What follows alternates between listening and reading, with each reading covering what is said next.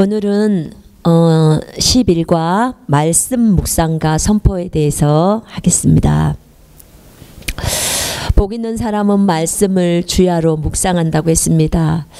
여러분은 집에서 또는 직장에서 또는 일터에서 또 교회에서 여러분은 얼만큼 말씀을 묵상하고 계십니까? 진심으로 여러분은 그 말씀 속에서 삶을 살고 계십니까?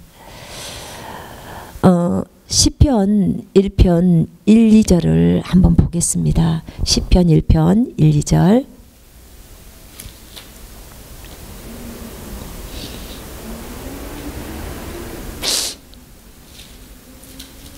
자, 시편 1편 1, 2절.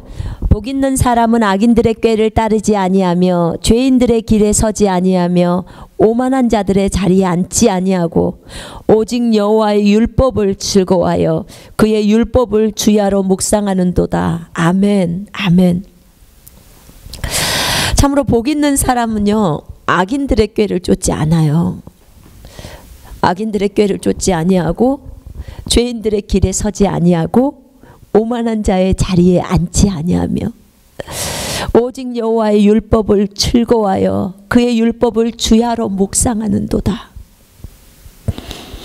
여러분, 하나님의 말씀이 너무 좋아서 그 말씀이 꿀송이처럼 달아서 그 말씀을 손에서 내려놓을 수가 없는 그런 시절이 여러분에게 있었습니까? 혹은 지금입니까? 과거입니까? 여러분, 하나님의 말씀은 우리의 양식입니다. 이 말씀이 우리에게 생명을 줍니다. 이 하나님의 말씀을 묵상하고 사는 것은 큰 즐거움이에요. 정말 주를 기뻐하는 것이 우리의 힘이라고 했는데 정말로 우리 주님의 말씀을 즐거워해서 그 말씀을 묵상하는 것은 저에게는 또 여러분에게는 즐거움일 거예요. 제가 예전에 신학교 다닐 때 제 아들이 그 기어 다닐 때 정도 됐어요. 근데 그 말씀이 너무 달콤한 거예요. 정말 손에서 뗄 수가 없었어요. 그래서 아이를 재워놓고 또는 아이가 한 방에서 아이는 그 장난감을 가지고 제 옆에 있고요. 저는 말씀을 읽는 거예요. 그럼 아이도 듣고 있죠. 그리고는 저는 그 말씀을 읽으면서 너무 기뻐하는 거예요. 그 기억들이 많이 나요. 그리고 또 말씀을 읽다 보면 어느새 밤이 새버리는 거예요. 말씀을 손에서 놓을 수가 없었어요. 너무 좋아서. 그래서 이 말씀이 꿀송이 같다는 의미가 뭔지를 알아요. 여러분, 반드시 이 단계로 들어오셔야 합니다. 여러분, 하나님의 말씀이 나는 아직 잘 모르겠어요. 말씀이 꿀송이 같다는 걸 모르시겠다면 하나님께 구하십시오. 하나님, 주의 말씀이 꿀송이보다 더 달다고 했는데 하나님, 제가 그것을 알 수 있도록 도와주세요. 제가 그것을 경험해 보고 싶어요. 하나님의 말씀이 제 손에서 떠나지 않도록 하나님, 저를 도와주세요. 그렇게 간절히 구하십시오. 주님을 알면 알수록 성경을 통해서 우리는 주님을 알아갑니다. 제가 그렇게 오랫동안 주님 앞에 구했어요. 하나님, 주님 알고 싶어요. 주님 알고 싶어요. 주님이 내 신랑이라고 하는데 정말 주님 알고 싶어요. 난 신랑이 뭐 좋아하는 것도 다 잘 몰라요. 주님이 내 신랑인데 나는 이렇게 몰라요. 하나님, 알고 싶어요. 더 깊이 알고 싶어요. 더 속속들이 알고 싶어요. 제발 알려주세요. 제가 이렇게 기도했는데 어느 날 주님이 저한테 그러더라고. 성경을 펼쳐라. 내가 성경에다가 나에 대한 얘기를 다 적어놨다. 성경을 보는 것이 나를 아는 거야. 비로소 아는 거예요. 성경이 하나님이라는 사실을 비로소 안 거예요. 태초에 말씀이 계셨느니라. 이 말씀이 하나님과 함께 계셨으니 이 말씀은 하나님이셨느니라. 그걸 알고 나서부터 성경을 파고들기 시작하는 거예요. 내 신랑에 대한 내용이 거기 다 있으니까, 그분이 어떤 분인지를 그곳에서 알게 되니까, 그리고 그 성경을 통해서 그분하고 교제하는 거예요. 성경 속에서. 여러분, 복 있는 사람은요, 하나님의 말씀을 주야로 묵상하는 사람이에요. 아침에도 묵상하고, 점심때도 묵상하고, 저녁 때도 묵상하고, 밤중에도 묵상하고. 다윗은 제가 119편, 그 시편 119편을 보니까 다윗은 이 하나님의 말씀을 묵상하는 걸 너무 좋게 표현해 놨는데, 다윗은 그게 삶이었나 봐요. 우리 한번 119편 한번 보십시다. 시편 119편. 여러분, 시편 119편을 많이 읽으세요. 정말 많이 읽으십시오. 119편 15절.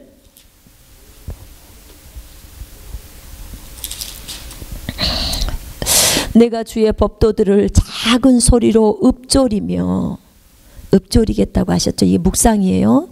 작은 소리로 읊조리며 주의 길들에 주의하며.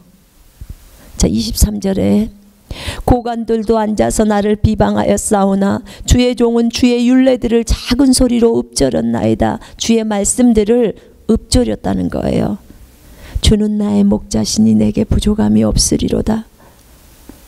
저 고관들이 저 다윗을 봐. 어떻게 하나님이 저 사람의 목자야? 이렇게 비참한 삶을 사는데 어떻게 목자야? 그렇게 말할 때 다윗은 주는 나의 목자시니 내게 부족함이 없으리로다. 그가 나를 푸른 초장에 누이시며 쉴만한 물가로 인도하시는도다. 이게 다윗의 시예요. 그죠? 다윗이 계속해서 모세오경을 읊조렸겠죠. 그죠? 자, 48절을 한번 보겠습니다.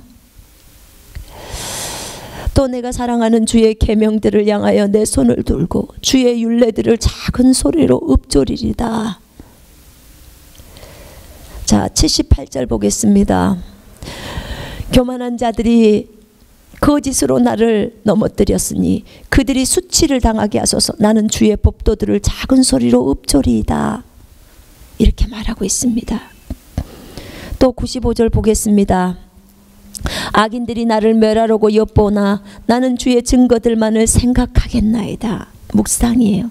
생각도 묵상이기 때문에 주의 증거, 주님의 말씀만을 생각하겠다는 거죠. 자, 97절을 보겠습니다.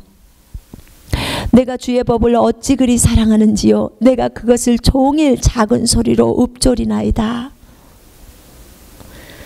손에서 성경이 안 떠라는 거겠죠. 99절을 읽겠습니다. 내가 주의 증거들을 늘 읊조림으로 나의 명철함이 나의 모든 스승보다 나으며.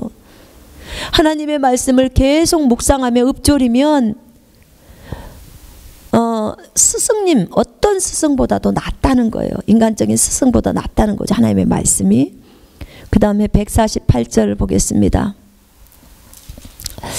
주의 말씀을 조용히 읊조리려고 내가 새벽녘에 눈을 떴나이다.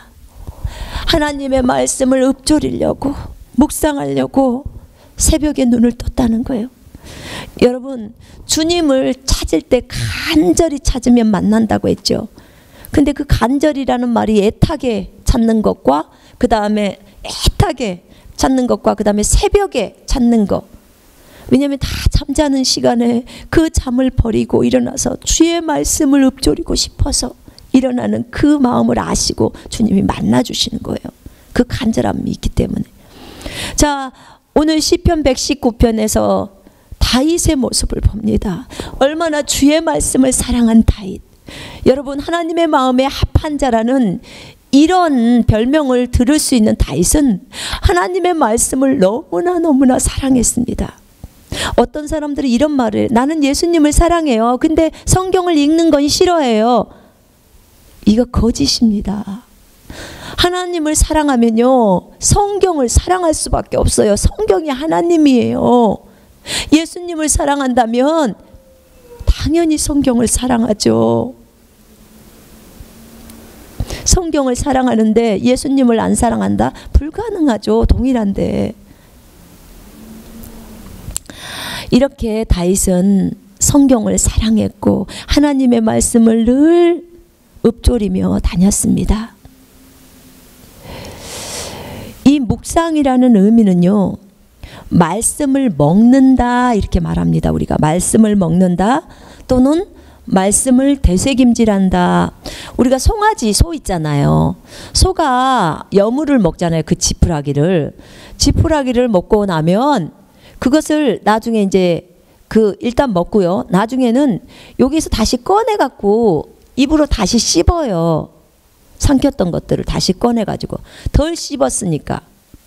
그러니까 완전히 씹어서 바스라질 때까지 씹어서 이제는 넘기는 거죠. 그럼 소화가 되니까. 그러니까 이게 무슨 말이냐면 내가 하나님의 말씀을, 이 말씀을 보면서 이 말씀이 내 것이 될 때까지 계속해서 그 말씀을 읊조리는 거. 주는 나의 목자시니 내게 부족함이 없으리로다. 주님 그렇습니다. 주님이 나의 목자이시기 때문에 내게 부족함이 없습니다. 주님, 나는 돈으로도 부족함이 없고 건강으로도 부족함이 없고 지혜로도 부족함이 없습니다. 왜냐하면 주님이 나의 목자이시기 때문에 나는 부족함이 없습니다. 자, 보세요. 우리는 모든 게 부족하다고 생각합니다. 돈도 부족하고 건강도 부족하고 지혜도 부족하고 부족함이 너무 많다고 생각합니다. 맞아요. 근데 여러분, 제가 말씀드리고 싶은 것은 우리가 부족하기 때문에 모든 것에 충만하신 그분을 우리 속에 집어넣으셨습니다. 부족하지 않게 하려고. 그래서 우리는 그분을 의지하고 사는 존재들이에요. 나는 나를 의지하지 않아요. 여러분도 여러분을 의지하지 않을 겁니다. 여러분의 마음을 의지하는 자는 어리석은 자라고 성경에 나와요. 잠언에. 우리는 누구를 의지해요? 우리 안에 계신 그리스도를 의지합니다. 그분이 나의 목자예요. 나는 그분의 양이에요. 그렇기 때문에 아니, 전능하신 분이 내 목자인데, 모든 질병을 치유하신 분이 내 목자예요. 지혜의 원천이신 분이 내 목자예요. 믿음의 창시자요 완성자이신 분이 내 목자예요. 모든 평강의 근원이신 분이 내 목자예요. 자, 이것이 심령 속에서 알아지는 거예요. 그러면 어떻게 돼요? 우와, 내가 이런 목자를 모시고 사는 존재가 되었구나. 그럼 이 목자가 양을 돌보는 건 당연하지 않겠습니까? 그가 나를 푸른 초장에 누이시며 신만한 물가로 나를 인도하시는도다. 그가 내 혼을 소생시키시며 자신의 이름을 위하여 나를 의의 길로 인도하실지라. 내가 사망의 음침한 골짜기를 지날지라도 악을 두려워하지 않는 것은 주께서 나와 함께 계시며 주의 지팡이와 주의 막대기가 나를 위로하심이라. 우리는 그 목자이신 분이 어디, 내가 양이고 목자라면 양은 풀밭에 있고 목자는 풀밭 저쪽 옆에 있잖아요. 근데 그 목자를 우리 속에다 집어넣어 버리려고 예수님이 십자가에서 죽고 부활하셨어요. 내 속에 들어와서 아예 나랑 평생 동안 안 떨어지려고, 안 떠나려고, 아예 나를 그냥 주님의 도구로 사용하고 싶어서. 그래서 평생 동안 내가 건강할 수 있고, 평생 동안 부족함이 없고, 평생 동안 지혜롭게 살게 하려고 그분을 내 안에 두신 거예요. 그분과 내가 동행하며 살고 있는 거예요. 이것이 마음에서 깨달아지면요, 정말 나는 아무것도 부족함이 없구나. 필요 때마다 내가 주님께 의지해서, 지금 내 안에 계신 주님께, 주님 저 이것이 필요해요. 그럼 다 주님이 나에게 이 겉에 몸에까지 나올 수 있도록 하시는 거죠. 그것을 아니까. 하나님은 우리의 아버지예요. 여러분, 여러분의 아버지가 만약에 대기업의 사장이라고 한번 생각해 보세요. 내가 돈이 100만 원이 필요해. 그러면 아버지한테 가서 아버지 저 100만 원만 주세요. 그럼 그 아버지가 안 줄까요? 돈이 그렇게 많이 있는 분이? 당연히 아들이니까 주죠. 근데 아버지 나 좀 100만 원만 주세요 주세요 해야지 주지. 주세요를 안 하면 안 주죠. 우리 아버지, 그 아버지가, 그 대기업 사장의 아버지는 떨어져 있지만 내 아버지는 이 속에 와 계세요. 이 속에 와 계시기 때문에 우리가 그 아버지께 달라고 하면 그 아버지가 주시는 거예요. 우리는 그분을 의지하면서 살 수 있는 존재로 하나님이 그렇게 만들어 놓으셨어요. 그래서 그 아버지가 우리 속으로 들어왔어요. 구약에서처럼 멀리 계시는 하늘에만 계시는 그 하나님이 아니에요. 신약에 와서는 그 하나님이 우리 속으로 들어와서, 겉에도 안 있어요. 사도들 시대 때 예수님이 이 땅에 계실 때는 그 하나님이 밖에 계셔서 그 사도 옆에 있든지 사도랑 떨어져 있었다고요. 근데 예수님 승천하시고 이후에는 어떻게 됐어요? 이제는 사도들 안으로 들어가셔 버렸다니까요. 주님이 우리 안으로 들어오시려고 죽으시고 부활하신 거예요. 그래 얼마나 감사합니까? 절대로 안 떨어져요. 정말 하나님의 말씀은 너무 귀해요. 나는 이 말씀을 너무 사랑합니다. 정말 정말 사랑합니다. 한날은 그랬어요. 내가 너에게, 주님이 그런 말을 했어요. 내가 너한테 저 성경을 가지고 갈 수 없는 나라, 뭐 중동이나 이슬람이나 이런 데서 만약에 그 나라에서 성경을 못 갖고 들어가게 하면, 주님이 나를 만약에 선교사라고 그곳으로 보낸다면 성경을 못 갖고 들어가게 해서 네가 성경을 갖고 갈 수 없다. 그러면 너 성경 없는 상태에서 그곳에 갈 수 있겠니? 라고 물으셨어요. 가겠니? 그래서 제가 그랬어요. 주님께. 주님, 기꺼이 갈게요. 왜냐하면 저는 성경 없이는 못 산다고 생각했거든요. 주님, 저 성경 없이는 못 살아요. 저를 만약에 무인도에 보낸다면 성경책하고 갈게요. 성경책만 주면 저나 하루 종일 있어도 괜찮아요. 몇 박 며칠, 몇 개월을 살아도 괜찮아요. 혼자 살아도. 왜냐하면 주님하고 성경을 통해서 교제하니까. 근데 저에게 질문했을 때는 한참 후였어요. 제가 이미 많은 부분들을 알아버리고 난 이후죠. 주님이 그렇게 질문하셨어요. 성경 없이 너 그냥 갈 수 있겠니? 제가 그랬어요. 주님, 저 갈 수 있어요. 주님, 왜 갈 수 있는 줄 아세요? 성경을 쓰신 저자이신 성령님이 내 안에 들어와 계셔서 나랑 떠나지 않고 계시니까 나는 갈 수 있어요. 왜냐하면 성경의 저자는 그 성경의 말씀 내용들을 전부 알고 계시고, 내가 모를 때 그 성경 말씀을 다 생각나게 해주잖아요. 다 깨닫게 해주잖아요. 그러니까 내가 성경책을 가지고 갈 수 있는 곳이라면 얼마든지 가지고 가야죠. 이걸 첫 번째로 챙기죠. 그런데 가지고 갈 수 없다 해도 주님, 저 순종하고 갈 거예요. 왜냐하면 성경을 쓰신 성령님이 제 안에 계시기 때문에 저랑 함께 가시잖아요. 그분은 저를 떠나지가 않잖아요. 그리고 그 나라 땅에 있는 그 사람들도 나를 성령님과 함께 성령님으로부터 떼어놓을 수는 없어요. 왜냐하면 그분은 내 안에 들어와 계시니까, 나랑 하나이니까 못 떼어놓죠. 그러나 성경은 밖에 있잖아요. 내가 가지고 있는 어떤 물건으로 보이니까 떼어놓을 수 있잖아요. 그러나 성령님은 못 떼어놔요. 제 안에 계시니까. 와, 이 비밀을 알아버렸던 거예요. 제가 이거 알고 나니까 너무너무 신이 나는 거예요. 와, 그렇군요, 주님. 나는 밤에 어디를 지나갈 때도 내가 성경 가지고 있지 않아도 하나님 두렵지 않아요. 왜냐하면 성경을 쓰신 분이 나랑 함께 있기 때문에. 그분이 다 기억나게 할 것이고, 다 묵상할 수 있도록 도우실 것이고, 다 말씀하실 것이고. 네, 그렇습니다.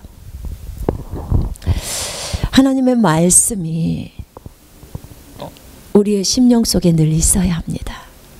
하나님의 말씀이 우리 심령 속에 있을 때는 하나님께서 주시는 잠언에 나오는 그 축복들이 너무나 많습니다. 여러분, 하나님의 말씀을 먹으십시오. 먹는다는 말은 묵상한다, 되새김질한다 그런 뜻이에요. 그리고 실제로 그래요. 말씀을 계속해서 먹다 보면요, 너무나 배불러요. 너무나. 그 배부름을 저는 실제적으로 느껴봤어요. 정말 이 육신의 배가 불러요. 어떻게 말씀을만 먹는데 육신의 배가 부를 수 있느냐. 정말 부르더라고요. 저는 그걸 경험해 본 적이 있어요. 그래서 이 배부름이 뭔지를 알아요. 주님이 그랬잖아요. 우물가의 여인, 사마리아 성에서 그 우물가에서 그 여인을 만나서 복음을 전합니다. 복음을 전하고 나니까 제자들이 와요. 와가지고 주님께 드실 것을 드려요. 주님 잡수십시오. 시장하실 텐데. 주님이 그래요. 뭐라고 하시죠? 나에게는 너희가 알지 못하는 먹을 양식이 있다는 거예요. 아니, 누가 주님께 밥을 갖다 드렸나? 빵을 갖다 드렸나? 제자들은 그렇게 생각한 거죠. 육신적인 음식이라고 생각하니까. 근데 나의 음식은 나를 보내신 분의 뜻을 행하고 그분의 일을 완성하는 거예요. 그들에게 복음을 전하는 것이, 복음을 전해서 영혼들을 건지는 것이 주님의 음식이에요. 나는 그 말의 의미가 뭔지를 알아요. 정말 배불러요. 여러분, 영혼들을 구령하고 올 때 이 돌아오잖아요. 그러면 그 기쁨은 말로 표현할 수 없으면서 그 배부름이 느껴져요. 그게 하나님이 우리에게 시킨 일들을 완성했을 때 배부름이에요. 뿐만 아니라 하나님의 말씀, 한 말씀이라도 계속 그 말씀을 하루 종일 묵상하잖아요. 그러면 밥을 안 먹어도 배고픈지를 몰라요. 얼마나 배가 부르는지 몰라요. 저는 그냥 단순히 성경을 읽을 때 있잖아요. 단순히 성경을 읽는 거하고 깊이 묵상하는 것은 저는 다르더라고요. 근데 지금 우리는 묵상하는 것을 나누는 거예요. 묵상의 세 가지 방법이 있습니다. 묵상은 히브리어로 하가라고 합니다. 하가. 이 하가라는 의미는 세 가지 의미가 있는데, 첫째, 말씀을 읽고 그 말씀을 먼저 마음으로 받아들이고, 마음으로 받아들이는 거예요. 그 다음에 그 말씀을 머리로 생각하는 거야. 되새김질한다. 머리로 자꾸 생각하는 거야. 여호와는 나의 목자시니 내게 부족함이 없으리로다. 그럼 혼자서 생각을 하는 거. 설거지를 하면서도, 빨래를 하면서도, 여호와가 나의 목자시라고 하시는구나. 그럼 나는 양이네. 그럼 주님이 나를 푸른 초장에 누이네. 이제 생각으로만 하는 거예요. 이것을 하가, 묵상이라고 하죠. 생각으로 하는 거. 다른 입으로 말하지 않는 거. 그 다음에 두 번째, 이 묵상의 의미는 말씀을 읊조리기, 작은 소리로 말씀을 중얼거리면서 고백하는 것. 여호와는 나의 목자시니 내게 부족함이 없으리로다. 여호와는 나의 목자시니 내게 부족함이 없으리로다. 여호와는 나의 목자시니 내게 부족함이 없으리로다. 여호와는 나의 목자시니 내게 부족함이 없으리로다. 하나님이 세상을 이처럼 사랑하사 독생자를 주셨으니 이는 저를 믿는 자마다 멸망하지 않고 영생을 얻게 하려 하심이라. 하나님이 세상을 이처럼 사랑하사, 하나님이 어떻게 사랑하셨지? 하나님이 세상을 이처럼 사랑했다고 하시는데 예수님을 주기까지 사랑하셨다는 말이구나. 이렇게 하는 거예요. 이렇게 읊조린다. 아까 다윗이 계속 읊조린다고, 작은 소리로 계속 읊조린다고 하죠. 또 하나는 말씀을 큰 소리로 선포하는 거예요. 선포. 사자가 포효를 하듯이 그렇게 선포하는 거예요. 자, 119편 13절을 보겠습니다. 주의 입의 모든 규례들을 나의 입술로 선포하였으며, 선포하는 거예요. 어떻게 하냐면요, 이 세 번째 말씀을 큰 소리로 선포하기는 이런 거예요. 주는 나의 목자시니 내게 부족함이 없으리로다. 그가 나를 푸른 풀밭에 누이시며 쉴 만한 물가로 인도하시는도다. 하나님 감사합니다. 내가 주님의 정말 양입니다. 주님은 나의 목자이십니다. 주님은 나의 목자이십니다. 그렇기 때문에 나는 부족함이 없습니다. 하나님 감사합니다. 주님은 나의 목자이십니다. 나는 부족함이 없습니다. 이게 큰 소리로 선포하는 거예요. 결국은 묵상은 선포예요. 선포죠. 그리고 생각으로 하는 거죠. 자, 그러면 이 묵상의 결과, 어떤 묵상을 하게 되면 어떤 결과가 있는가? 보통 성경은 우리가 쭉쭉 읽어가는 거잖아요. 근데 묵상은 그 한 구절을 오랫동안 생각하고 오랫동안 읊조리고 오랫동안 큰 소리로 선포하는 거예요. 그럴 때 그 묵상 가운데서 이제 계시가 일어나잖아요. 자, 묵상의 결과를 한번 보십시다. 자, 시편 1편 3절에 보면, 아까 오직 여호와의 율법을 즐거워하며 그의 율법을 주야로 묵상하는 자로다. 복 있는 자는 이런 자예요. 근데 그렇게 그 하나님의 말씀을 주야로 묵상하면, 밤과 낮으로 묵상을 하게 되면 어떤 결과가 맺어지냐면 3절에 그는 시냇가에 심은 나무가 철을 따라 열매를 맺으며 그 잎사귀가 마르지 아니함 같으니 그가 하는 모든 일이 다 형통하리로다. 아멘. 지금 묵상하는 사람이 무엇을 하든지 다 번성한다는 거예요. 형통한다는 거예요. 와, 하나님의 말씀을 계속 읊조리고 하나님의 말씀을 계속 생각하고 있고, 그 다음에 하나님의 말씀을 계속 큰 소리로 선포하는 사람은 어쩐다고요? 무엇을 하든지 다 형통한다는 거예요. 시냇가에 심겨진 나무 같다는 거예요. 계속 열매를 맺고 그 잎사귀가 마르지 아니한 것 같고. 왜냐하면 물이 계속 있기 때문에. 여러분, 묵상이 얼마나 중요한지 아시겠죠? 여러분, 형통하고 싶어 하시죠? 번성하고 싶어 하시죠? 묵상하셔야 합니다. 여호수아 1장 8절을 보시겠습니다. 묵상의 결과에 대해서 여호수아 1장 8절.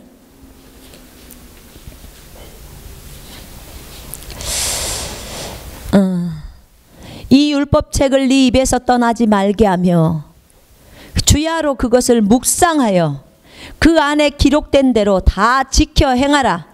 그리하면 너의 길이 평탄하게 될 것이며 네가 형통하리라. 아멘. 제가 다시 읽습니다. 이 율법책을 네 입에서 떠나지 말게 하며 주야로 그것을 묵상하여 그 안에 기록된 대로 다 지켜 행하라. 그리하면 네 길이 평탄하게 될 것이며 네가 형통하리라. 아멘. 네, 이 하나님의 말씀을 어디서 떠나지 말라고요? 입에서 떠나지 말라는 거예요. 입에서. 이 입에서 떠나지 말라는 거. 계속 읊조리라는 거예요. 주야로 그것을 읊조리라는 거예요. 그리고 읊조릴 뿐만 아니라 그 안에 기록된 대로 그대로 행동하라는 거예요. 그 말씀을 지키라는 거예요. 그러면 네 길이 평탄하게 될 것이고 네가 형통하리라. 그렇습니다. 번영과 성공을 약속해 놨어요. 하나님의 말씀을 계속 입으로 읊조렸을 때. 여러분, 묵상을 하는 사람은요, 이 여호수아 1장 8절 말씀을 꼭 붙들고, 주님, 제가 이렇게 묵상하오니 주님 이 결과들을 주옵소서. 그리고 딱 하는 거예요.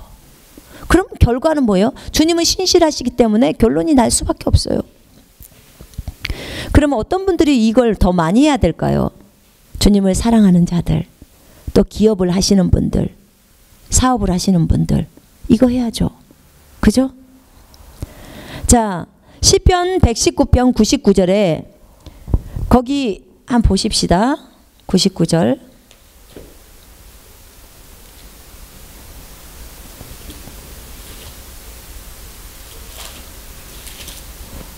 (119편) 99절에 내가 주의 증거들을 늘 읊조림으로 나의 명철함이 나의 모든 스승보다 나으며, 그랬죠? 명철한 자, 현명한 자가 되게 한다고 이제 제 성경 킹제임스에는 나와 있는데요. 명철한 자가 되게 하는 거, 현명한 자가. 말씀을 많이 읊조리게 되면 현명한 자가 된다는 거예요. 여러분 현명한 자가 되고 싶지 않으세요? 네, 저는 되고 싶습니다. 나는 명철한 자, 주님을 아는 자, 명철한 자가 되고 싶습니다. 그러려면 말씀을 많이 묵상하셔야 됩니다. 많이 읊조리셔야 합니다. 시편 111편 10절을 한번 보시겠습니다.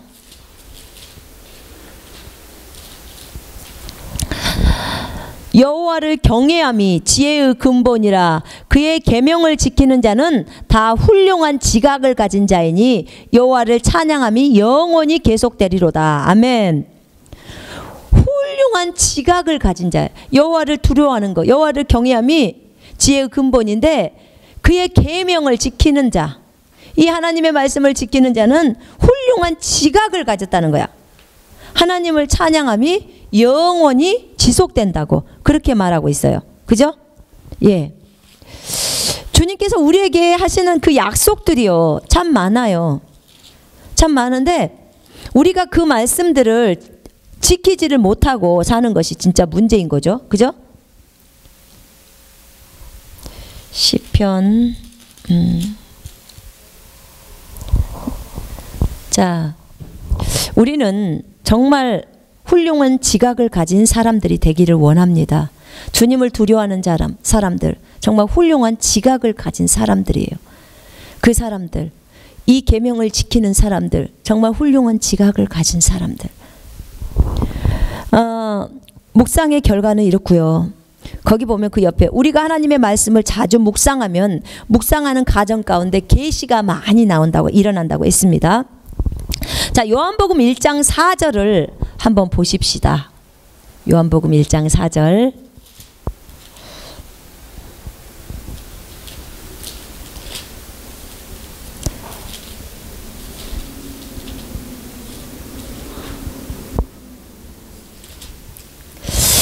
그 안에 생명이 있었으니 이 생명은 사람들의 빛이라. 빛이 어둠에 비치되 어둠이 깨닫지 못하더라. 그 안에 생명이 있었죠. 누구 안에? 예수님 안에, 말씀 안에 생명이 있었으니 이 생명이, 그분이 갖고 있는 이 생명이 사람들의 빛이 된다는 거죠. 그럼 이 생명이 없는 자는 사람 안에 빛이 없다는 거죠. 그러면 제가 이 생명을 이제 묵상해요. 하나님, 이 생명이 뭘까요? 주님, 이 생명이 무엇이죠? 이렇게 이제 저는 먼저 이렇게 제가 묵상하는 방법을 여기다 잠깐 적어놔 봤어요. 주님, 여기서 말하는 생명은 뭡니까? 이렇게 물어요. 아, 여기서 말하는 생명은 지금 3절부터 4절에 연결돼 있으니까 그 안에 생명이, 지금 예수님 안에, 말씀 안에 생명이 있었는데 이 생명은 사람들의 빛이다. 아, 그러면 이 생명은 사람들의 빛이라고요? 그러면은 주의 말씀이 이게 사람들의 빛이라는 거군요. 예수님이 사람들의 빛이라고 말씀하고 계시는군요. 제가 이렇게 이제 말을 하죠. 그렇다면 주님, 생명이 없으면 그 사람은 빛이 없는 거네요. 이런 결론에 도달하는 거예요. 질문을 하다 보면, 주님, 그러면 그 사람에게 정말 생명이 없으면, 말씀이 없으면 빛이 없는 거네요. 그럼 어두움 뿐이네요. 그러니까 불신자가 다 어두움이라고 말하는 거예요. 어두움이라고. 우리가 막 거듭나면 천상에서 우리를 보잖아요. 그러면 영에만 불빛이 환해요. 내 영에. 혼이나 몸에는 까매요. 내가 거듭났기 때문에 내 영만 불빛이 환하다고요. 그래서 영을 따라 살아라, 그 얘기를 하시죠. 그래서 아, 주님, 그 사람은 빛이 없는 거군요. 불신자는 빛이 없는 거예요. 그러니까 불신자가 빛이 없으니까 어두운 가운데 사는 거군요. 그가 생명을 받아들이면 빛이 있겠네요. 비로소 하나님이 보실 때 살아있는 자가 되겠군요. 예수님이 이 땅에 오신 것은 우리에게 생명을 주시려 함이었군요. 이렇게 하면서 묵상을 하는 거예요. 제가 묵상을 할 때. 우리가 어디서부터 묵상을 해야 될지를 모르면 여러분 먼저 시편 23편 1절을 묵상해 보세요. 이 시편 23편을 묵상해 보세요. 다윗의 시인데 너무나 좋아요, 내용이. 여러분이 뭐 집안에서 설거지를 하든지 빨래를 하든지 괜찮아요. 머리로 묵상하셔도 되고 입으로 계속 읊조리면서 하셔도 되고요. 묵상 중에 말씀이 이렇게 떠오르지 않을 때 있잖아요. 잘 모르겠어요. 그러면요, 주님께 물어보세요. 주님, 주는 나의 목자시니 내게 부족함이 없으리로다. 주님, 주님이 나의 목자고 나는 양인데 주님이 나한테 부족함이 없다는데 나는 지금 돈이 부족해요. 실제 돈이 필요하단 말이에요. 주님, 근데 왜 주님은 나한테 돈이 없는데도 부족함이 없다고 이렇게 적어놨어요? 나는 내가 보기에 부족한데 왜 주님은 부족함이 없다고 그랬어요? 주님 말씀 좀 해주세요. 뭐 때문에 그러는지. 이렇게 질문을 하셔야 돼요. 그래야 주님이 안에서부터 가르쳐 주시죠. 그죠? 우리 안에 주님이 들어와 계시니까, 그분께 구하면 다 주시니까 그렇게 얘기하는 거죠. 천상에 있는 하늘의 모든 복들을 다 주셨어요. 그래서 사실은 우리가 예수 그리스도의 이름으로 명령하면 돈이 와요. 근데 그 과정을 모르기 때문에, 아직 어리기 때문에, 지금 나는 내 환경만 보는 거, 내 상황만 보고 나는 이렇게 많이 부족한데요. 진짜 주님이 내 안에 계시면서 그분이 나에게 이미 주신 것들을 알지 못하기 때문에 그래요. 그래서 주님께 물으세요. 주님께 물으시면 다 가르쳐 주셔요. 성경을 미리 많이 읽어 놓으면요, 진짜 묵상할 때 성령님께서 막 성경들을 이렇게 연결시켜 주셔요. 구슬을 깨듯이 다다다닥 다 알려주셔. 와, 그래서 성경을 이렇게 많이 읽어 놓는 것이 얼마나 우리에게 유익한지 몰라요.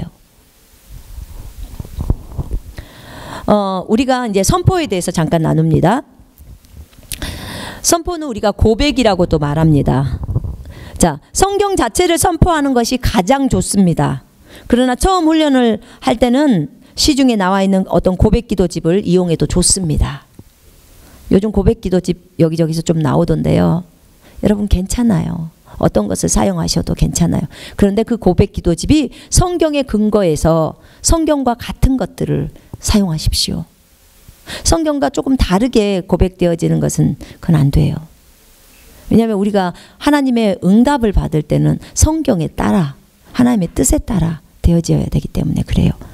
자, 그러면 우리가 선포를 할 때 선포의 방법에 대해서 설명을 좀 하겠습니다.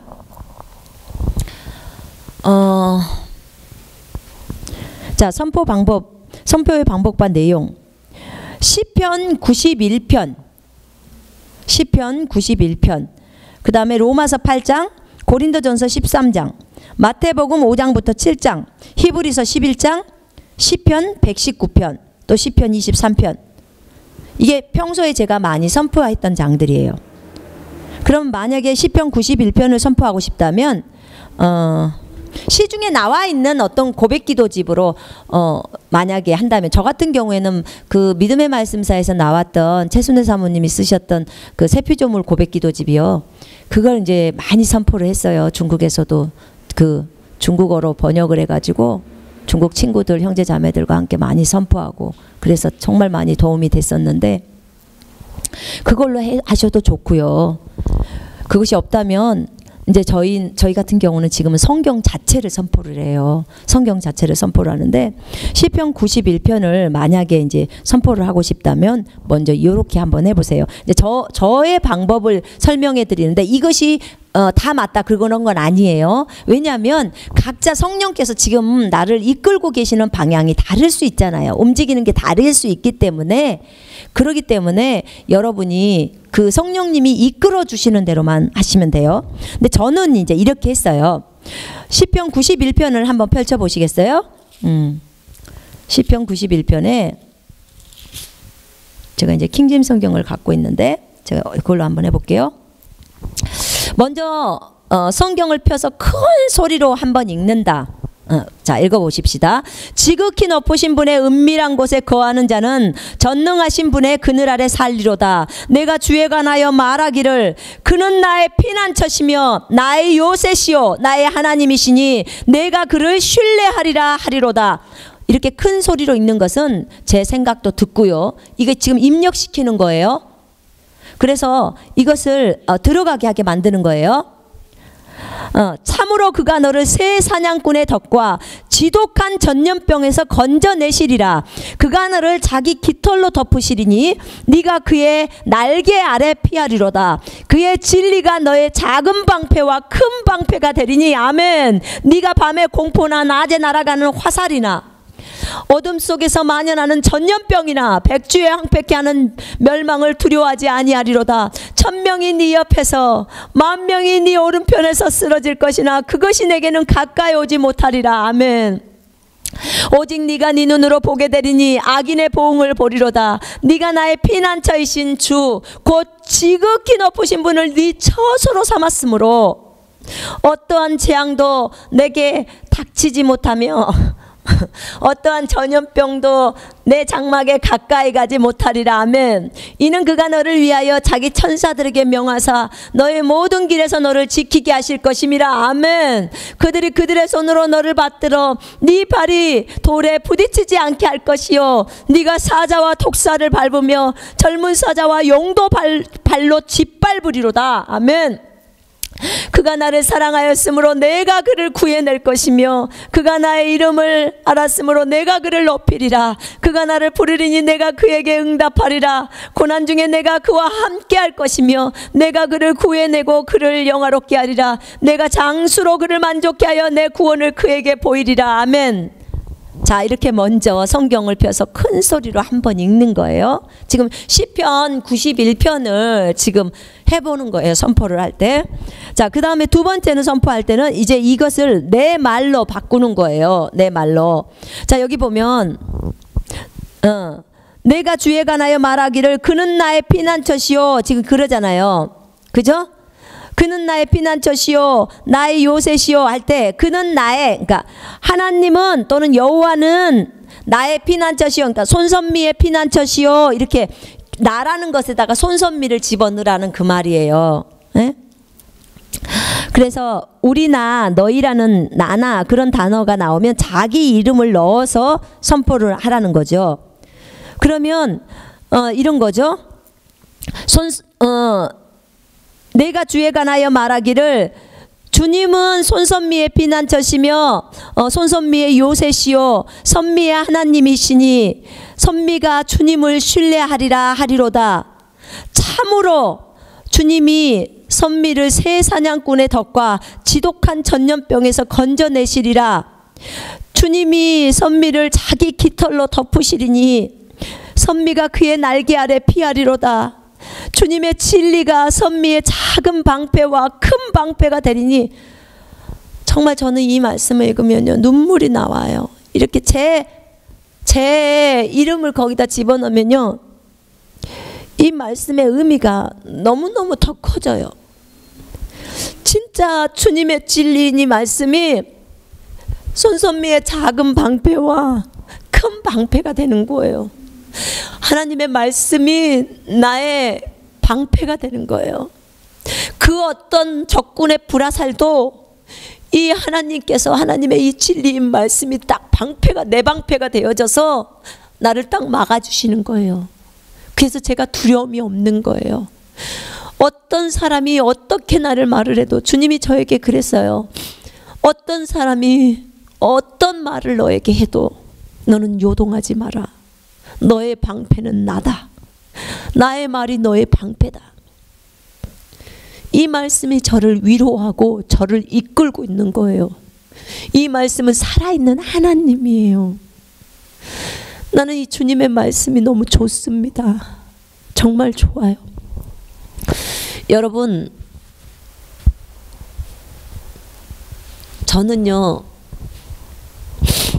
우리 주님이 참 좋아요. 우리 주님이 이 땅에 계실 때 참으로 그분 부유하신 분이셨는데 우리 때문에 가난하게 되셨어요. 정말 목수의 아들로 태어나셨고 좋은 가문에서 태어날 수도 있었는데 가장 하급이라고 말하는 그 가정에서 태어났고 그런 일을 하면서 얼굴도 정말 못생기고 너무나 마르셨고 그냥 볼도 이렇게 쭉 들어갔어요. 광대뼈가 나오고 내가 주님 뵀는데 정말 이사야서 53장에 보면요, 그분이 진짜 볼품이 없을 정도로, 요즘 너무 사람들 예쁘다고 성형수술하고 막 그러잖아요. 그런데 우리 주님 정말 그러지 않아요. 얼굴 못생기신 분들 괜찮아요. 이 하나님께서 여러분을 그 어떤 나라하고도 안 바꿔요. 여러분은 주님 앞에서 최고예요. 정말 우리를 존귀하고 보배롭게 여기고 계세요. 그분이. 여러분 학력이 짧으세요? 괜찮아요. 스트레스 받지 마세요. 우리 주님은 학교도 안 다녔어요. 주님도 학교 안 다녔는데 그래도 적어도 여러분 초등학교는 나왔잖아. 초등학교도 학력이 없어서요. 괜찮아요. 그분도 초등학교도 안 나왔어요. 다 베드로도 학교 근처도 못 간 사람이에요. 그 스트레스 받을 필요가 없어요. 그래도 전 세계 사람들이 베드로 다 알아요. 그죠? 예, 다 압니다. 그렇게 유명한 사람으로 만들었어요. 누구 때문에? 주님을 안다는 것 때문이에요. 여러분 주님만 알면요, 그런 거 아무런 상관이 없어요. 지혜가 없다고요? 저 IQ 83이거든요. 전혀 상관이 없어요. 부지런히 성경 읽으세요. 성경 읽으면 주님이 다 우리를 높여줘요. 어떤 박사, 석사 그런 신경 쓰지 마세요. 하나님이 여러분에게 뭐라고 말하는지 그것만 듣고 성경에 따라서 따라가세요. 하나님은 그런 단순한 사람을 찾아요. 너무나 세상적인 지식들이 많이 들어가 있는 사람, 하나님 그런 사람을 쓰실 때 정말 바울처럼 완전히 꼬그라져 버려야 돼요. 그런 사람들이 쓰려면. 근데 보세요. 주님이 쓰셨던 얼마나 많은 인물들, 12제자들 보세요. 베드로나 야고보, 요한 다 무식한 사람들이에요. 아주 단순해요. 얼마나 단순하면 여러분 그 사람들 믿음 좋아요. 너 나 따라와라 할 때 자기 직업 다 가족들 싹 버려버리고 따라가 버려요. 주님이 찾으시는 사람은 이런 사람이에요. 이런 사람. 세상에 걸쳐있는 것들이 너무 많은 사람이 아니에요. 두려워할 필요 없어요. 세상이요? 아무것도 아니에요. 주님이 저에게 가르쳐 주시더라고. 저기 저 앞에 사자가 있어요. 사자가. 큰 사자가. 우리 눈에 볼 때는 큰 사자인 거예요. 그런데 그리스도인들이 이쪽으로, 이제 많은 그리스도인들이 이 길로 걸어오는데 저 사자가 저 앞에 있는데 거기에 이 다리가 나져 있는 거예요. 근데 거기를 통과해서 그리스도인은 가야만 돼요. 그리스도인이 가는 길이. 근데 그리스도인들이 많이 여기까지 따라왔어요. 근데 저 앞에 사자가 으리렁거리고 있으니까 가지를 못하고 무서워서 쭈뼛쭈뼛 거는 거예요. 쭈뼛쭈뼛. 그런데 어떤 사람이 용감하게 한 사람이 나서서 그 길을 가는 거예요. 근데 여기 있는 사람은 어느 누구도 그 길을 나서려고 하질 않아요. 사자가 무서워서. 근데 이 사람이 용감하게 주님 의지하고 가는 거예요. 갔어. 그 앞에 가서 보니까 세상에 간판이야. 간판. 광고. 사자 그림이 있는 광고 간판이란 말이에요. 그런데 이쪽 그리스도인들은 이것을 보고 그것이 진짜 사자인 줄 알고 무서워서 가지를 못하고 있는데, 근데 사실은 광고라니, 광고 간판이라니까. 사자 광고 간판. 그것을 보고 그 그리스도인이 그걸 밀어버리는 거예요. 그 간판을 밀어버리는 거예요. 그 간판은 뒤로 넘어져 버리죠. 그리고 그리스도인들에게 오라고 하는 거예요. 주님이 설명하는 거예요. 그 광고 간판이 세상이라고 말씀을 하시는 거예요. 세상을 밀어버리라는 거예요. 세상을 예수 이름으로 밀고 나가라는 거예요. 저희한테 가르쳐 줄 때 그렇게 가르쳐 주시더라고. 세상은 너희에게 아무것도 아니야. 저것들은 밥이야, 밥. 갈렙과 여호수아가 말했던 것처럼 네가 나를 전능한 하나님으로 믿는다면 내가 네 속에 들어가 있고, 그러면 하나님 편에서 보자면 저 세상은 뭐야? 밥이죠. 메뚜기에 메뚜기. 그래서 갈렙과 여호수아는 저 너희들이 말하는 거인이란 것들 메뚜기야. 하나님 앞에서 보자면 저 메뚜기들, 그것들은 우리에게 밥이라니까. 그냥 쉽게 가서 빨리 정복해 버리자. 이렇게 하는 거예요. 근데 저 간판을 사자라고 보고 있는 사람은 저기를 못 가요. 그것이 10명의 정탐꾼들이었어요. 그냥 보는 대로 저건 거인이야, 우리가 메뚜기야 이렇게 보는 거야. 하나님은 자기네들 안중에 하나도 없는 거예요. 이게 육신적으로 보는 거예요. 여러분, 밀어버리면 돼요. 그래봤자 강구 간판이에요. 우리는 주님의 말씀을 믿고 갈 거예요. 왜냐? 주님은 진리니까. 진리는 반드시 자유케 만드는 것이고 진리는 우리에게 생명을 줘요. 두려워할 거 없습니다. 우리는 세상에게 죽은 자들이에요. 세상이 나를 어떻게 할 수 없어요. 우리는 예수 그리스도의 이름으로 계속 진행해 갈 겁니다. 여러분도 동일하게 그 예수님을 믿고 계시다면 진행하십시오. 주님의 군사들로 서십시오. 예수 그리스도의 말씀 앞에 굳건히 서십시오.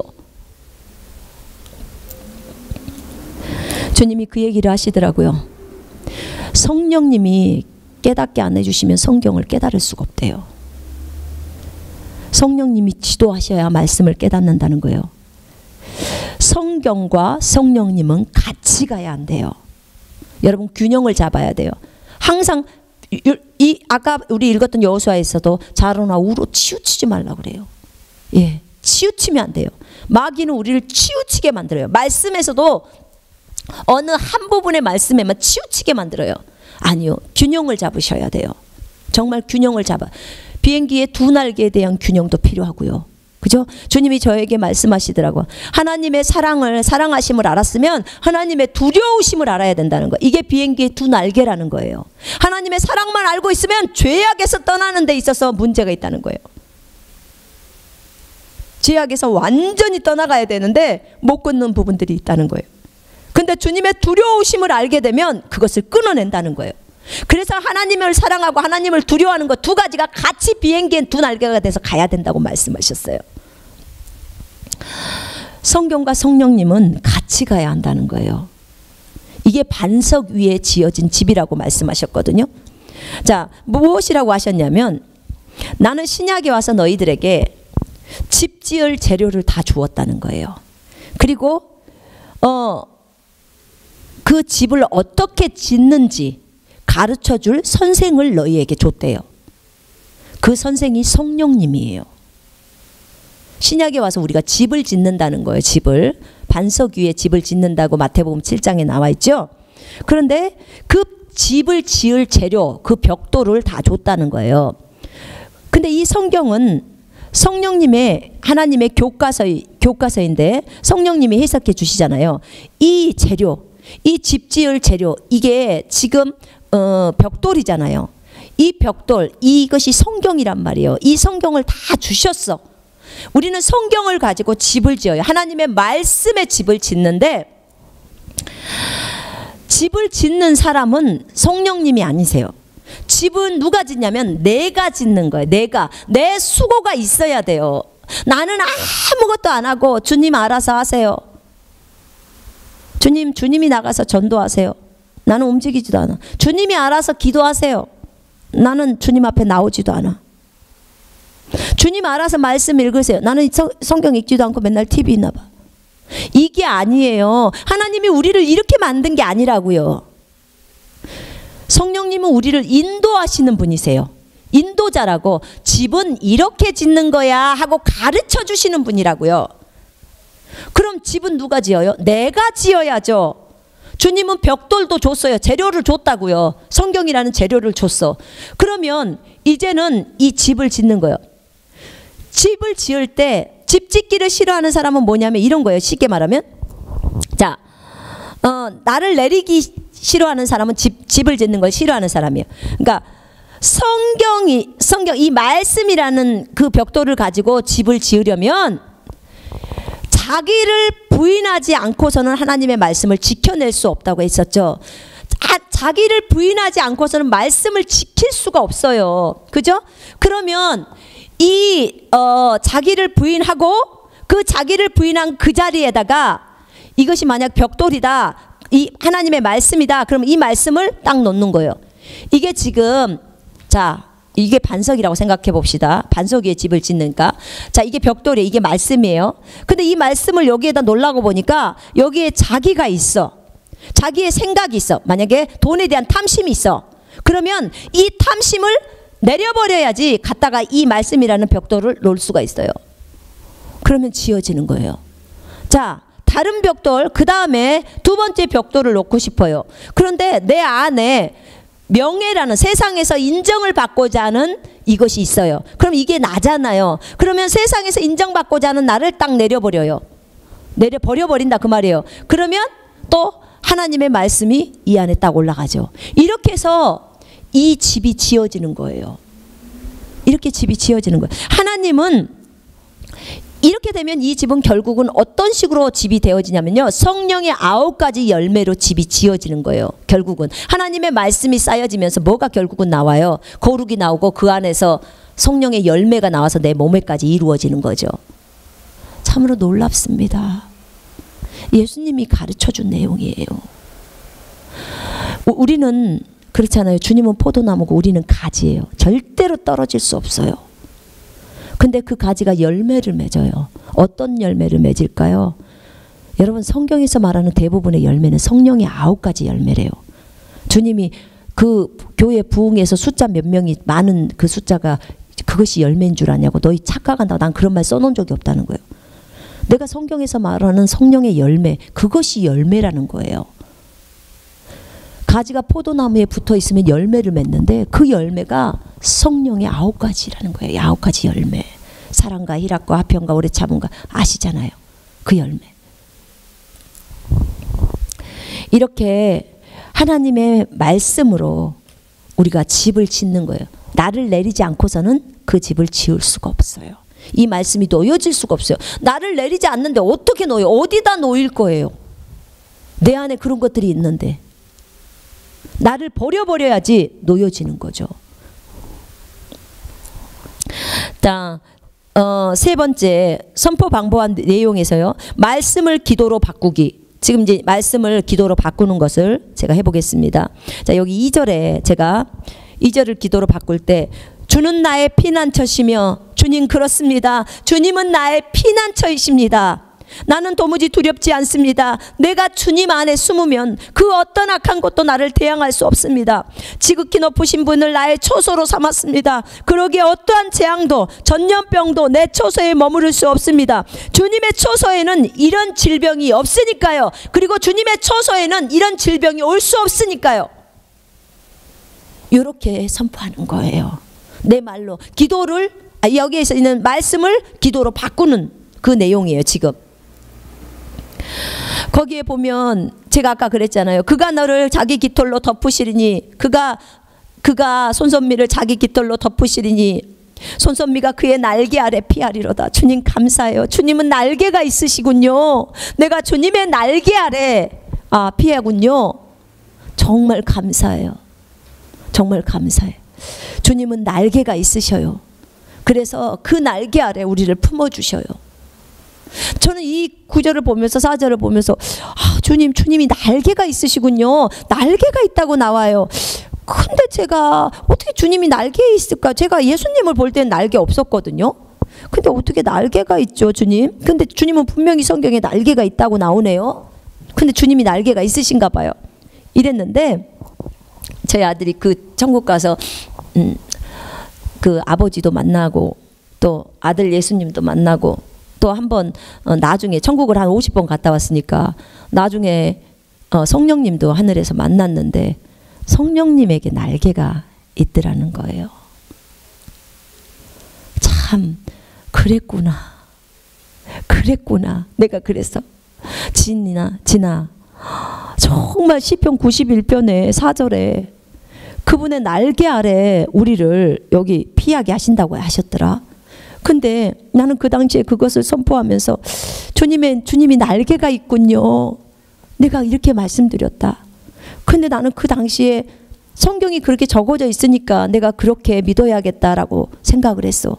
근데 나는 내가 만난 예수님한테는 날개가 없었기 때문에 이게 어떻게 된 걸까? 그러나 주님이 날개가 있다고 했으니까 나는 있는 걸로 믿는다. 이렇게 간 거야. 근데 저희 아들이 알려주니까 이제 그래서 주님이 이렇게 적어 놓으셨구나라는 것을 알게 된 거죠. 정말 주님의 날개 아래 내가 피하기 때문에 나는 조금도 두려움이 없습니다 라고 이렇게 이제 선포하는 거죠. 그리고 제가 이렇게 하죠. 내가 나의 피난처이신 주 지극히 높으신 분을 내 초소로 삼았으므로 어떤 재앙도 내게 닥칠 수 없다고 말씀하셨습니다. 주님은 나의 피난처예요.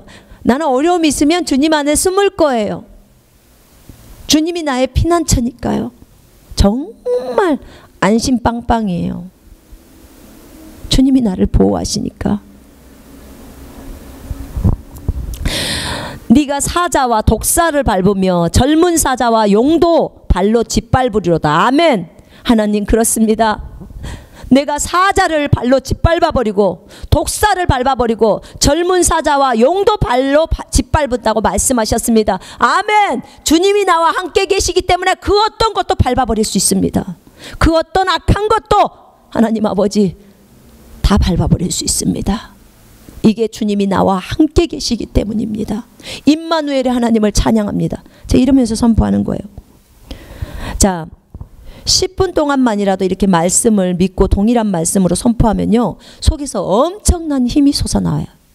여러분 시편 18편 1절 주는 나의 힘이요 나의 방패시요 나의 도움이시요 주님은 나의 산성이십니다. 여러분 이거 몇 번만 반복해서 진짜 믿으시고 눈을 딱 감으시고 생각 속에다가 정말 예수 그리스도의 보좌를 그리세요. 그리고 그분에게 말씀드린 거예요. 주여, 주는 나의 방패시고 주는 나의 힘이시고 주는 나의 도움이시고 주는 나의 산성입니다. 나의 힘이신 여호와여, 내가 주님을 찬양하고 사랑합니다. 주님으로부터 나의 도움은 옵니다. 이것을요 몇 번만 반복해서 한번 그대로 선포해 보세요. 이 안에서요 10분 안에요 엄청나게 강한 힘이 나와요. 해보십시오. 해보면 알아요. 해보지 않으면 말만 들어갖고는 안 돼요. 진짜 여러분 어려움이 있으세요? 매일 해보세요. 어려움이 없어도 매일 해보세요. 우리가 어디 나갈 때요 굉장히 담대하고 강하게 나가요. 아니 담대하고 강할 게 뭐 있어요? 우리가 인간적으로 보자면 뭐 얼굴이 예뻐요, 돈이 있어요, 무슨 학벌이 있어요. 인간적으로 따지는 방법이요 아무것도 없어요. 아무것도. 우리 속에 뭐만 있어요? 주님만 있는 거예요. 살아계신 나와 함께 동행하신 하나님, 이것에 대한 믿음만 있는 거예요. 세상을 이기는 승리는 이것이니 곧 너희의 믿음이라고. 우리의 믿음이에요. 주님을 믿는 믿음. 다윗이 별 볼 일 있었습니까? 걔 물맷돌 몇 개 갖고 골리앗한테 갔어요. 애기 거기 가가지고 나는 만군의 여호와의 이름으로 나간다. 그 여호와의 이름으로 믿음으로 나간 거예요. 그 믿음으로 나간 다윗을 주님이 안 도우시면 누구를 그분이 도우시겠습니까? 예? 자기의 이름에 영광을 걸고 나가는 사람을 돕지 않으시면 주님이 누구를 돕느냐 그 말이에요. 우리가 예수 그리스도의 이름으로 나갈 때 주님이 우리를 돕지 않겠습니까? 맞습니다. 아멘입니다. 여러분 이것들을 직접 해보셔야 돼요. 진짜 매일 하셔야 돼요. 선포를. 그래서 예전에 데이비드 로버슨 목사님은 네가 3시간 기도한다면 1시간은 선포 기도해라, 1시간은 방언 기도해라, 1시간은 경배 기도해라. 고백 기도, 선포 기도 동일한 말이에요. 말씀을 선포하는 거예요. 말씀을 큰 소리로 읽잖아요. 읽으면서 그것을 내 말로 바꾸는 거예요. 그 아까 말했죠. 너라든지 그런 말을 자기 이름을 넣어갖고 해보라는 거야. 그러면요 그 하나님이 얼마나 깊이 다가오는지 그 너무나 친밀하게 느껴져 버려요. 그 막 울어요. 너무 감사해서. 이 말씀을 내가 이렇게 믿지 못한 것에 대해서 너무 죄송하고. 여러분이 직접 여러분이 누군가를 양육하고 있다면 그 양육시키는 그 제자분들 앞에서 제자라고 말하는데 사실 우리 모두는 주님의 제자예요. 예수 그리스도의 제자.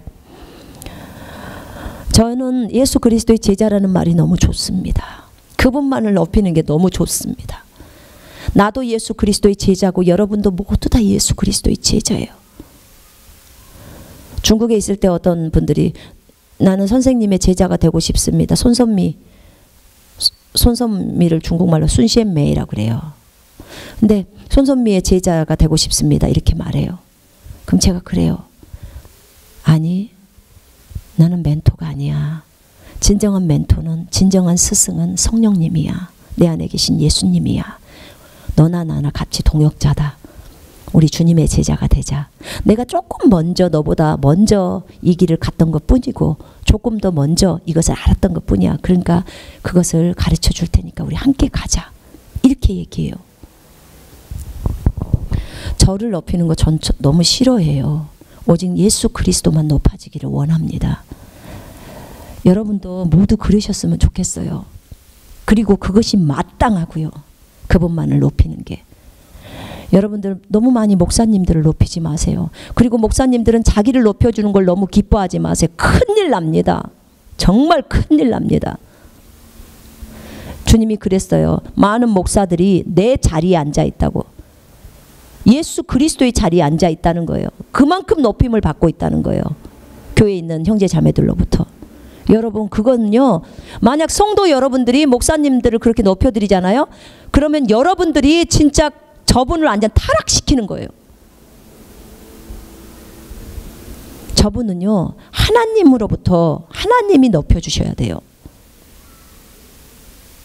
중요한 것은 목사님들이 절제해야 돼요. 딱 끊어야 돼요. 형제님, 자매님, 저를 높이지 마세요. 오직 예수 그리스도만 높이세요. 제 이름을 거론해서 높이지 마세요. 많은 분들이 그런 얘기를 합니다. 아, 우리 목사님 때문에. 아, 우리 목사님 때문에 내가 이렇게 됐고. 아, 우리 목사님이 이렇게 해서. 여러분, 절대 그러지 마요. 설령 그 목사님을 하나님이 도구로 쓰셨어도 하나님께서 이렇게 일하셨습니다라고 하나님을 높여드리란 말이에요. 그러면 그럴 때 예수님이 그 목사님을 높여주시는 거예요. 그게 진짜예요. 그게 필요해요. 우리는 항상 성도들이나 목사님들이나 다 우리 함께 겸손해야 돼요. 겸손이라는 말은 자기가 없는 거예요. 온유라는 말은 미크, 그 밀이 완전히 거칠거칠한 밀이 분쇄기에서 다 파쇄돼 가지고 완전 부드러운 밀가루로 만들어지는 거. 이게 온유예요. 자기가 없어져 버리는 거. 자기 생각, 자기 감정 다 없어져 버리는 거. 자기 부인한 사람을 미크, 온유한 사람, 겸손한 사람이라 그래요. 그래서 모세가 산에서 항상 주님이 말씀한 대로 그대로 행하였더라 이런 말이 나오잖아요. 온유한 사람이니까. 우리 성도들이 그런 역할을 해야 돼요. 어떤 역할이냐. 목사님을 높여주지 말고 그분을 위해서 항상 기도해 드려야 돼. 정말 이분이 하나님만을 온전히 따라갈 수 있도록, 그리고 하나님의 온전하신 뜻을 이룰 수 있도록, 우리 교회를 향하신 부르심, 그 부르심이 온전하게 이루어질 수 있도록 목사님이 그것에 집중하고 다른 것에 시간 쓰지 않도록, 하나님을 더 긴밀히 알고 더 주님 앞에 앉아서 주님으로부터 듣고 주님 말씀하신 대로 그대로 순종해 갈 수 있는 그런 성령 충만한 목사님이 되실 수 있도록 그걸 위해서 기도하셔야 돼요. 주님을 알아야 여러분에게 가르칠 거 아니겠습니까? 우리가 무엇을 가르칩니까? 여러분, 목회자들이나 사역자들이 뭘 가르쳐요? 예수님 가르치는 거예요. 예수님 어떤 분이신지 예수님 가르치는 거예요. 여러분들을 예수님께로 초점 맞추는 거예요. 여러분들을 다른 것들에 초점 맞추면 그건 잘못된 가르침이에요. 그러니까 가르침에 성공을 못한 거죠. 진짜 주님이 원하시는 가르침은 뭘까요? 내가 너에게 분부한 모든 것들을 가르쳐 지키게 만드는 거예요. 성도들로 하여금 예수 그리스도께 초점을 맞춰지게 하는 거예요. 그리고 예수님께서 분부하신 것들을 성도들이 다 지킬 수 있도록 하는 거예요. 이게 성공한 사역이에요. 성도들이 전부 예수 그리스도 그분에게만 관심을 기울이는 거. 여러분 천국 가보세요. 우리가 이 땅에서 막 나는 다윗도 만나고 싶고 나는 아브라함도 만나고 싶고 만나고 싶은 사람 많아요. 천국 가면 누구 만나고 싶니? 그러면. 근데 여러분 천국 가보세요. 실제로 가보세요. 가보시면 다윗이나 뭐 아브라함이나 물론 관심 있겠지만 아니에요. 오직 눈의 시선이 예수님께로 고정돼. 예수님만 따라다녀. 쫄쫄쫄쫄. 오직 예수 그리스도 외에는 없어요. 그분이 만왕의 왕이시기 때문에 그래요. 자, 모든 말씀은 오른쪽에 보시면 모든 말씀은 그리스도 안에서 예가 되기에 내 것으로 취해서 선포할 수 있다. 고린도후서 1장 20절 보십시다. 이 말씀 굉장히 중요합니다. 우리가 1년에 한 번씩 이렇게 말씀 뽑기 같은 걸 하면서 우리가 이제 하죠. 저희도 했는데 참 그 말씀이 저에게 유익이 되고 참 좋습니다. 고린도후서 1장 20절 보십시다. 그분 안에 있는 하나님의 모든 약속은 예가 되기에 우리는 그분 안에서 아멘하고 하나님께 영광을 돌리노라. 예. 근데 우리가 이 한 말씀만을 갖고 붙들고 살 게 아니에요. 성경에 있는 이 66권 안에 있는 모든 말씀은 그리스도 안에서 예가 돼버려요. 내가 예수 이름으로 이것을 내 것으로 취할 수 있다 그 말이에요. 이 말씀을 내 것으로. 그래서 얼마든지 그 말씀을 내 것으로 취해서 내가 그 말씀대로 살면 돼요. 그럼 다 내 것 되는 거예요. 그 말씀이. 신약에 와서는 이렇게 달라져 버렸어요. 자, 거기 보면요. 어떤 말씀도 우리가 다 취해서 선포할 수 있어요. 그러니까 저 같은 경우는 어떤 것이 필요하잖아요. 어떤 기도 제목에 대해서 내가 돈이 필요하다. 그러면 돈에 관계되는 구절을 선포해요. 그것에 따라서. 그 다음에 내가 건강이 필요하다. 그럼 베드로전서 2장 24절을 선포한다든지. 이 말씀을 거기에 맞게 딱 가져오는 거예요. 하나님의 말씀을. 왜냐하면 나에게 약속들이 있으니까 약속들을 주님한테 들이대면서 얘기를 해야 될 거 아니에요. 내가 이 약속의 근거에서 주님은 주시는데 이 약속을 내가 안 믿으면 안 되잖아요. 그렇게 찾는 거죠. 거기 보면 에베소서 1장 17절로 19절의 말씀 좀 펼쳐보세요. 제가 늘상 하는 기도예요. 에베소서 1장 17절부터 19절. 우리 주 예수 그리스도의 하나님 영광의 아버지께서 자기를 아는 지식 안에서 지혜와 계시형을 너희에게 주시어 너희로 지성의 눈을 밝히셔서 너희로 하여금 그의 부르심의 소망이 무엇이며 성도들 안에 있는 그의 유업의 영광의 풍성함이 무엇인지 또 그의 강력한 능력의 역사하심을 따라 믿는 우리에게 향하신 그의 능력의 지극히 위대하심이 어떤 것인지를 너희로 알게 하시기를 원하노라. 아멘. 이게요, 이것을 선포할 때요, 이게 뭐냐면 하나님 나에게 정말 계시 좀 주십시오. 이 말씀의 의미들을 깨달아 알 수 있도록 도와주십시오. 할 때 하는 기도예요. 매일 성경을 읽기 전에 또는 기도를 하기 전에 매일 해야 해요. 저는 이렇게 해요. 우리 주 예수 그리스도의 하나님 영광의 아버지께서 지혜와 계시형을 주사, 여기 개역성경은 그렇게 나오죠. 지혜와 계시형을 주사 하나님을 알게 하시고 우리의 마음의 눈을 밝히사, 근데 우리 영의 눈을 밝히사 부르심의 소망이 무엇이며 주님 손선미의 부르심의 소망, 손선미의 부르심이 무엇인지를 알려주십시오. 나의 부르심이 무엇인지를 알려주십시오. 지금 그 얘기예요. 그리고 뭐예요? 두 번째는 우리에게 주시는 그 유업들 있잖아. 그리스도 성도들에게 주신 유업, 재산, 유산이 어떤 것인지를, 그 유산의 풍성함이 어느까지인지를 알려달라는 거예요. 하나님이 나에게 준 재산 뭐예요? 주님 가르쳐주세요. 이거예요 지금. 그 다음에 세 번째, 그의 강력한 능력의 역사하심을 따라 믿는 우리에게, 믿는 우리 자에게요, 그 능력의 지극히 크심, 성령님의 능력이 얼만큼 큰지를 우리에게 알게 해달라는 거예요. 이건 굉장히 중요하죠. 우리가 안수할 때 사람들이 낫잖아요. 그 능력이 어느 정도까지인지를 우리가 알아야 되는 거 아니에요. 그래서 이 기도를 하는 거예요. 매일 선포해요. 거기에 벌써 너희라고 말한 데다 다 자기 이름 놓고 하는 거예요. 그렇게 선포해 보세요. 이제 이것이 입에 완전히 붙어버려요. 붙으면서 하나님 앞에 강력하게 요구하는 거예요. 주님, 나의 부르심의 소망, 내 마음의 문을 열어주시고 내 영의 눈을 밝혀주셔서 아버지 나의 부르심의 소망을 알게 해주십시오. 주님이 나를 어떻게 불렀는지를 알아야지 내가 쓰임을 받지 않겠습니까? 내가 부르심도 모르고 쫓아가야 되겠습니까? 하나님 가르쳐 주시옵소서. 최고의 부르심이 아니더라도 지금 현재 부르시는 그 부르심을 알게 해주십시오. 자, 에베소 3장 16절로 19절은 사랑에 대한 거예요. 여러분 이것도 해보셔야 돼요. 3장 16절로부터 19절. 그 사랑의 넓이와 깊이와 길이가 얼마인지를 주님 알게 해주시고 지식을 초월한 그리스도의 사랑을 제가 좀 알게 해주옵소서. 얼마든지요. 주님 앞에 구해보십시오. 그리고 선포해 보십시오. 내 것이 되었습니다. 우리는 우리 믿음의 고백을 흔들림 없이 굳게 붙들어야 합니다. 성경이 그렇게 말하고 있어요. 왜냐하면 약속하신 분은 신실하시기 때문에. 히브리서 10장 23절 펼쳐보십시오. 히브리서 10장 23절. 약속하신 분은 신실하시니 우리 믿음의 고백을 흔들림 없이 굳게 붙들자. 예, 그분은 이렇게 이 말씀에 이렇게 약속해 놨어요.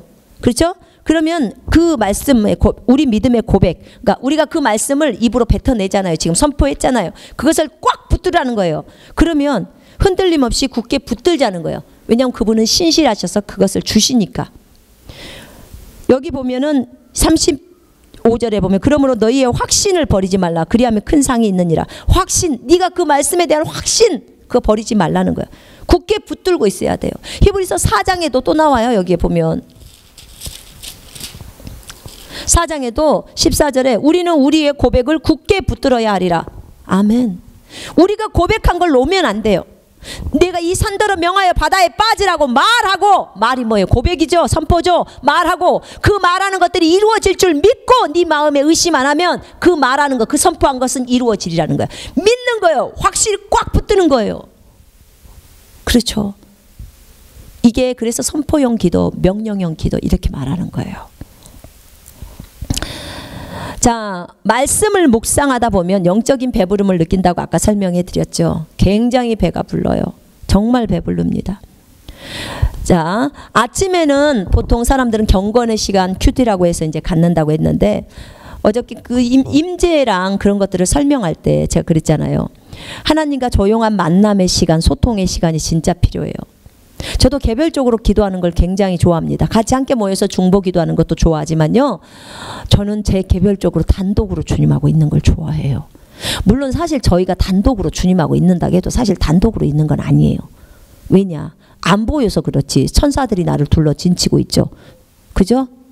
그렇기 때문에 단독으로 있는 건 아니에요. 그러나 하나님과 나와의 그 긴밀한 시간이 필요하기 때문에 저는 이 시간이 너무 행복하고 좋아요. 저는 혼자 기도하는 걸 너무 좋아합니다. 근데 이 조용한 시간, 아침에 일어나면 첫 시간을 주님과 함께 보내는 거예요. 첫 시간에 막 다른 거 하느라고 분주하게 하지 마시고, 나는 가정주부의 아이들 밥을 줘야 돼요. 그럼 좀 더 일찍 일어나, 30분 아니면 1시간 일찍 일어나세요. 일찍 주무시고. 주님 때문에, 그 주님께 첫 시간을 드리고 싶어서 그렇게 한번 해보세요. 그리고 그 1시간을 주님께 드리고 나서 집안일을 해보세요. 정말 다를 거예요. 그래서 뭐 기도와 찬송과 경배를 드리고 그 다음에 성경을 읽고 하는 거죠.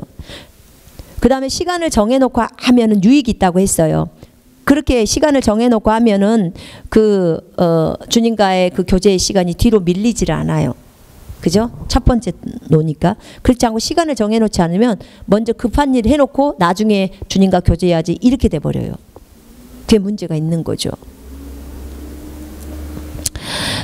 저 같은 경우는 처음에 주님을 성령 세례로, 침례로 그 주님을 알았을 때, 그때는 제가 남편을, 그러니까 새벽 4시에 일어나서 7시까지 3시간을 주님하고 먼저 교제를 했어요. 교제 끝나고 나서 7시부터 제가 밥 준비를 해요. 그리고 밥 준비를 해서 남편 출근시켰고, 그 다음에 저희 딸 유치원 다녔을 때니까 유치원 보내고, 그러면 유치원 보내고까지 하면 이제 그러니까 남편 보내고 나서 딸 보내기까지가 시간이 조금 있기 때문에 그 시간에 잽싸기 이제 집안일을 하는 거예요. 집안일 해놓고 그 다음에 저희 딸을 이제 유치원 보내죠. 유치원 보내고 나서 집안일 나머지 일을 하려고 하면 제 마음이 안 되니까 그 집안일을 딱 멈춰버렸어요. 딱 안 해요. 저는 안 하고 먼저 하나님께로 가자 하고 이제 제가 다시 제 골방으로 들어가는 거예요. 방으로 들어가서 주님하고 교제해요. 교제하고 점심때가 되잖아요. 1시 정도가 되면 그때 나와서 점심을 먹는데, 그때 점심 먹고 잠깐 동안에 집안일을 잽싸게 하는 거예요. 그러니까 그렇게 집안일을 잽싸게 하는 거죠. 하고 또 저녁 때 한 5시까지는 제가 계속 있는 거예요. 그 주님하고 또 교제를 하는 거예요. 또 교제를 하다가 제가 이제 뭐 음식이 아침에 만들어 놓은 게 충분히 있으면 저녁 때 남편 오면 그냥 주기만 하면 되지만 시장을 가거나 그럴 때는 좀 더 시간을 빼야 되잖아요. 그러면 이제 그 시간을 계산해서 조금 빼놓고 나머지는 주님하고 계속 교제하는 거예요. 그러니까 때로는 어떨 때 보면 저희 남편이 아침에 분명히 그 자기를 출근시켰거든요. 근데 돌아와 보니까 여전히 내 아내가 그 방에 그대로 머물러 있는 것을 보는 거예요. 그럼 저한테 물어봐요. 너 하루 종일 여기 있었냐? 네. 중간에 잠깐 나와서 밥 먹고 집안일 했죠. 그러니까 그렇게 보니까 하루에 시간이 10시간 이상이 주님하고 교제를 하고 있는 거예요. 이제 12시 되면 잠을 자니까. 그러니까 주님하고 한동안 이런 시간들이 있어요. 하나님이 여러분에게도 그런 시간을 요구하실 때가 있어. 왜냐하면 성경을 많이 읽어야 하고 주님하고 많은 교제 가운데서 주님이 이제 훈련을 해야 되기 때문에 그래야 나중에 쓰임을 받잖아요. 그죠? 그래서 이런 훈련의 기간들이 우리는 필요하더라고요. 근데 이 경건의 시간 아침에 가서 첫 시간을 주님께 드리는 건 참으로 귀한 거예요. 그리고 마지막 잠자기 전에 1시간 정도를 남겨두세요. 그리고 주님 앞에 기도로 나가세요. 오늘 하루 종일 나를 돌아보세요. 성경을 펼쳐놓고 나를 돌아보는 거예요. 내가 오늘 하루 동안에 어땠는지, 그리고 잘못한 거 있으면 전부 하나님 앞에 회개하는 거예요. 그리고 하나님의 말씀을 읽으세요. 읽으시면서 그리고 돌아보는 거죠. 그리고 잠자리에 드는 거예요. 여러분, 성경을 아침에 많이 못 읽었다 그러면 저녁 시간에 많이 좀 읽으세요. 성경을 많이 읽어야 주님이 나중에 여러분을 쓰실 때 이 성경이 얼마나 성경이 아니면 우리 뭘로 말할 겁니까? 그리고 주님이 요구하는 게 그거였어요.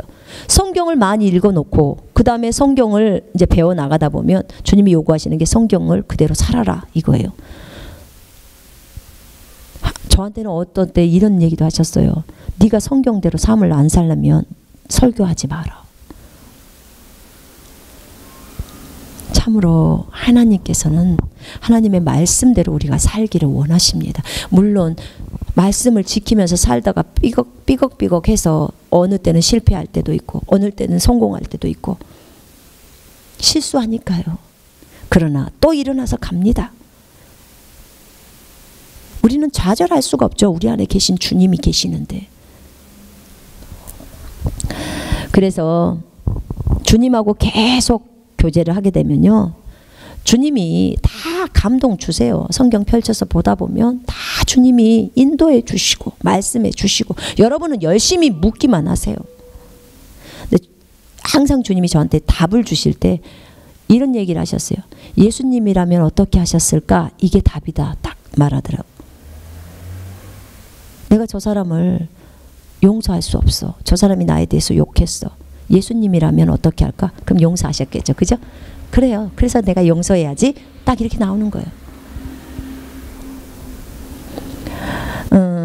감동된 것들은 기록해 놓으시고, 그리고 그것들이 주님이 주시는 계시들은 다 기록을 해 놓으세요. 공책에다가.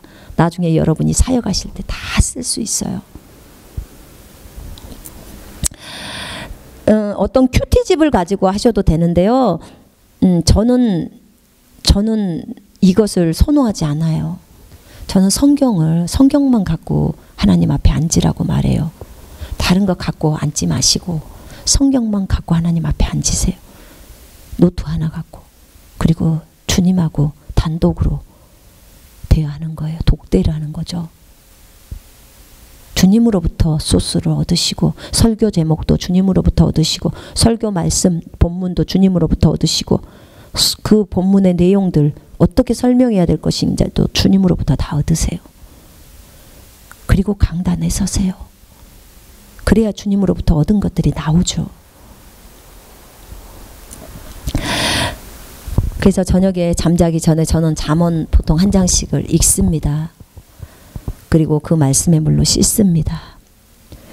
그리고 이제 그 주무시기 전에요, 여러분 그 하나님께 기도하실 때 밤에도 여러분의 몸은 영을 보호해 주시도록 기도하시고 잠자리에 드십시오.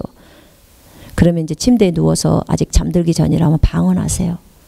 그럼 방언기도 하다가 잠이 들면 영적인 모드로 들어간 상태에서 잠이 들기 때문에 꿈을 꾸면 영적인 꿈을 꾸게 돼요. 그러니까 뭐 너무 좋은 거죠. 너무 피곤해서 잠이 안 와요. 이사야 28장에 보면요. 방언은 우리에게 안식을 준다고, 쉼을 준다고 나와요. 피곤한 자야로 쉼을 줘. 그러면은 피곤해지지 않는다는 거예요. 방언을 많이 하면. 그러니까 여러분 누워갖고 침대에 누워갖고 머릿속에 생각은 어떤 평안한 상태에서 주님만을 생각하면서 방언을 한번 해보세요. 그러다가 잠이 들어보세요. 그 다음날 아주 개운하게 일어납니다. 왜냐하면 성경은 진리예요. 그렇게 말에 적어져 있잖아요. 피곤한 자에게 안식, 쉼을 준다고 방언이. 이사야서 28장 11, 12절이에요. 그 말씀을 붙들고 자는 거예요. 아침에 신약성경, 저녁에는 구약성경 이렇게 묵상하는 것도 좋고요. 여러분 성령님이 이끄시는 대로 하세요. 그게 가장 좋아요. 성령님이 아침에 일어났는데 갑자기 마태복음 5장이 너무 읽고 싶은 거, 그거 읽으세요. 다른 거 하지 마시고 그거 읽으세요. 그거. 내가 원래 정해진 순서는 지금 뭐 신명기를 읽고 있는데, 아니요. 신명기 그거 아니에요. 지금 성령님이 내 안에서 마태복음 5장을 열으라는 소리예요. 지금 그걸 통해서 너한테 지금 얘기를 하겠다는 거죠. 어떤 기도에 대한 응답을 주시든지. 그래서 그렇게 하나님의 음성에 민감하게 가시기를 바랍니다. 오늘은 10일간은 여기서 마치겠습니다.